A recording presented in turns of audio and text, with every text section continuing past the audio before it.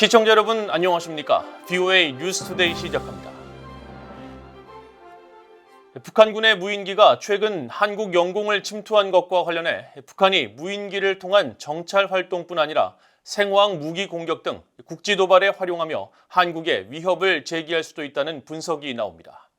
백악관은 북한의 이번 무인기 침범 성격에 대해 한국과 긴밀히 협의하고 있다면서 한국에 대한 방어 공약을 거듭 확인했습니다. 첫 소식 박형주 기자가 보도합니다. 군사 전문가인 랜드 연구소의 브루스 베넷 선임 연구원은 26일 VOA에 북한은 무인기가 한국에 대한 위협 도구가 될 수 있다고 인식하고 기술 확보를 위해 러시아에 인력을 파견하는 등 무인기 개발에 많은 투자를 해왔다고 밝혔습니다. 그러면서 북한은 5년 전보다 더 정교한 드론 기술을 보유한 것으로 추정된다면서 북한이 무인기에 폭발물이나 생화학 무기를 싣는다면 한국에 심각한 위협을 제기할 것이라고 경고했습니다. I think South Korea should have a zero penetration policy because you can never tell when something like that would be carrying high explosive or biological weapons or chemical weapons. These are really serious threats they could be delivering. 미국 해군 분석센터의 켄 고스 적성국 분석 담당 국장은 북한이 이번 한국 영공 침투를 통해 정찰 역량과 물체 운반 능력 등 무인기의 성능은 물론 한국의 관련 방어 체계와 대응 속도 등을 시험하려고 했을 것이라고 분석했습니다.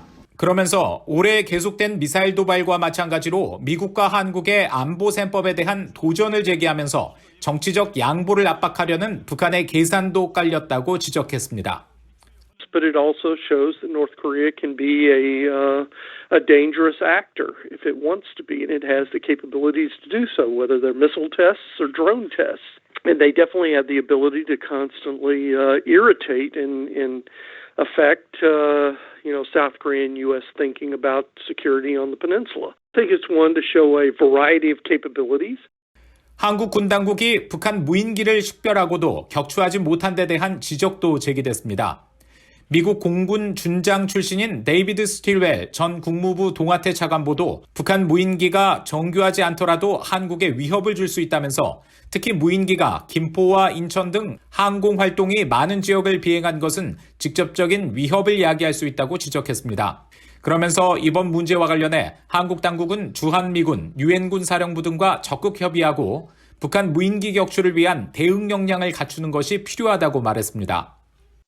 That they should be shot down. Look, if it's going anywhere near Seoul or in the sensitive areas, they do have the ability to shoot these things down.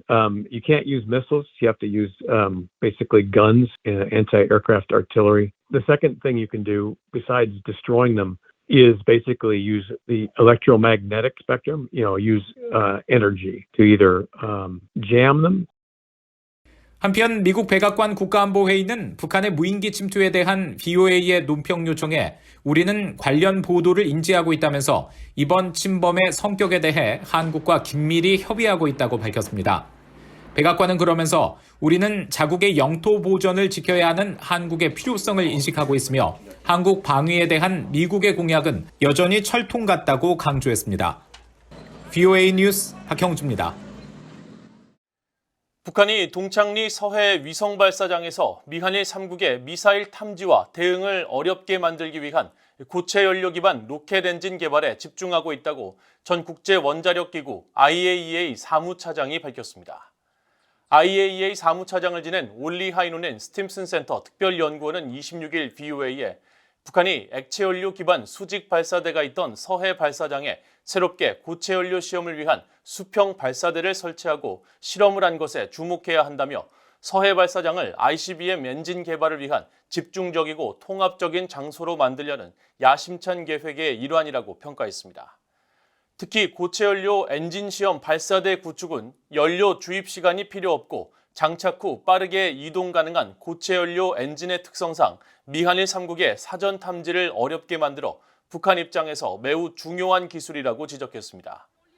하이노넨 연구원은 다만 북한이 실제 고체연료 기반 엔진 기술을 적용한 ICBM 실전 배치까지는 다소 시간이 걸릴 것으로 전망하고 내년에도 고체연료 엔진의 신뢰성 확보를 위해 추가 엔진 실험과 미사일 발사를 지속할 것이라고 관측했습니다. 앞서 미국의 북한 전문 매체 38로스는 23일 발표한 보고서에서 북한이 지난 15일 ICBM에 사용할 수 있는 대출력 고체연료 로켓 엔진 지상 분출 시험에 성공했다고 밝히면서 기존 시설 개선과 새 시설 구축을 통해 더 강력한 미사일 발사를 준비하는 것으로 보인다고 분석했습니다. 국제 기독교 박해 감시단체들이 성탄절을 맞아 북한 기독교인들이 처한 열악한 상황에 우려를 나타냈습니다. 북한의 김정은 정권이 기독교를 체제에 대한 위협으로 여기며 탄압하지만 북한에서 기독교 신앙은 계속 이어지고 있다면서 국제사회가 북한 정권을 계속 압박할 것을 요청했습니다. 조은정 기자가 보도합니다. 워싱턴의 민간단체 인터내셔널 크리스천 컨선은 기독교 최대 절기인 성탄절을 맞아 세계의 많은 사람들이 이번 주 예수 그리스도의 탄생을 공개적으로 기념하지만 안타깝게도 북한에 있는 약 40만 명의 기독교인들은 조심스럽게 개인적으로 또 비밀리에 성탄절을 기념해야 한다고 밝혔습니다. 그러면서 세상에서 기독교인이 되기에 가장 위험한 곳 중 하나로 여겨지는 북한에서도 기독교의 기쁨과 전파를 막을 수 없다고 강조했습니다. 미국 기독교 선교단체 순교자의 소리에 토드 네틀턴 미디어 담당 국장도 26일 VOA에 김씨 정권이 기독교를 권력에 대한 직접적인 위협으로 보고 있다며 북한은 기독교 신자들에게 가장 폐쇄적인 곳 중 하나라고 비판했습니다. 이 단체는 그러나 그런 어려움 속에서도 수천여 북한 주민들은 성탄절을 비롯해 1년 내내 예배를 한다면서 억압과 통제에도 불구하고 북한에는 여전히 기독교인들이 있다고 강조했습니다. 영국에 본부를 둔 세계 기독교 연대는 성탄절과 연말을 맞아 세계에서 가장 폐쇄적이고 고립적이며 억압적인 북한의 인권 상황에 대한 지속적인 우려를 거듭 강조한다고 밝혔습니다. 그러면서 북한 기독교인들의 상황을 개선하기 위해 새해에도 UN 등 국제기구에서 핵 문제와 별도로 북한 정권에 대한 압박을 이어가야 한다고 강조했습니다. In the coming year, the international community must ensure that the human rights situation in North Korea continues to be discussed annually at the United Nations, including at the United Nations General Assembly and the UN Human Rights Council, and separately from the question of nuclear non-proliferation. 한편 인터내셔널 크리스천 컨선은 매일 북한을 향해 라디오 방송을 하고 있다면서 북한을 탈출한 기독교 신자들로부터 방송이 북한 가정에 긍정적인 영향을 끼쳤다는 것을 확인했다고 밝혔습니다. 또 세계 각국의 신자들이 북한을 위해 기도할 것을 촉구하면서 외국 정부들과 국제사회가 김씨 지도부에 가하는 모든 압력을 지지한다고 밝혔고 순교자의 소리 역시 각국 정부는 북한 당국과 접촉할 때 종교 자유를 우선순위로 둘 것을 촉구했습니다. 미국 정부는 지난 2001년부터 북한을 종교자유 특별 우려국으로 지정해왔으며 이를 근거로 한 대북 제재 조치를 이어가고 있습니다. VOA 뉴스 조은정입니다. 미국이 북한의 최근 대륙간 탄도미사일 ICBM 발사에 대한 유엔 안전보장이사회 의장 성명을 추진하고 있는 것과 관련해 러시아가 비생산적이라면서 부정적인 입장을 밝혔습니다. 유엔 주재 러시아 대표부는 26일 미국이 추진하는 북한 ICBM 규탄 안보리 의장 성명에 찬성할 것이냐는 VOA의 질문에 한반도 정세에 대한 안보리의 대응은 영내 긴장을 완화하는 데 도움이 돼야 하지만 내용이 균형적이지 않은 의장 성명은 이에 도움이 될 수 없다고 믿는다며 의장 성명 추진에 부정적인 입장을 밝혔습니다. 유엔 주재 러시아 대표부는 그러면서 우리는 지금의 어려움을 해소하기 위한 정치 외교적 행동을 지지해야 하며 실질적인 군사적 위협으로 여겨지는 미한일 군사연습이 계속되는 상황에서 어느 한쪽만 비난해서는 안 된다고 주장했습니다. 올해 북한은 유엔 안보리 결의를 위반하면서 대륙간 탄도미사일, ICBM 등 전례 없는 빈도로 탄도미사일을 발사하고 있는 가운데 안보리 의장 성명을 추진하고 있는 유엔 주재 미국 대표부는 지난 1년간 안보리에서 북한과 관련해 미국은 6건의 조치를 제안했지만 6건 모두 동일한 2개의 이사국에 의해 제동이 걸렸다면서 중국과 러시아의 비협조적인 태도를 지적했습니다.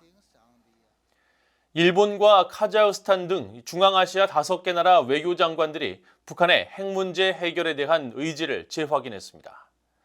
일본과 중앙아시아 5개 나라 외교장관들은 24일 일본 도쿄에서 회담을 열고 공동 성명을 통해 유엔 안보리 결의에 따른 북한의 완전한 비핵화에 대한 약속을 확인했으며 납치 문제를 포함한 북한의 인도주의 문제 해결의 중요성을 강조했다고 일본 외무성이 밝혔습니다. 또 장관들은 국제 핵 군축과 비확산 체제의 초석이 되는 핵 확산 금지 조약에 대한 유지와 강화 중요성의 뜻을 함께하며 이를 위해 계속 협력하기로 합의했습니다. 지난 2004년부터 열린 일본과 카자흐스탄, 우즈베키스탄 등 중앙아시아 5개 나라 외교장관 회담은 올해 9번째를 맞았습니다. 이상으로 VOA 뉴스투데이를 모두 마칩니다. 시청해주신 여러분 고맙습니다.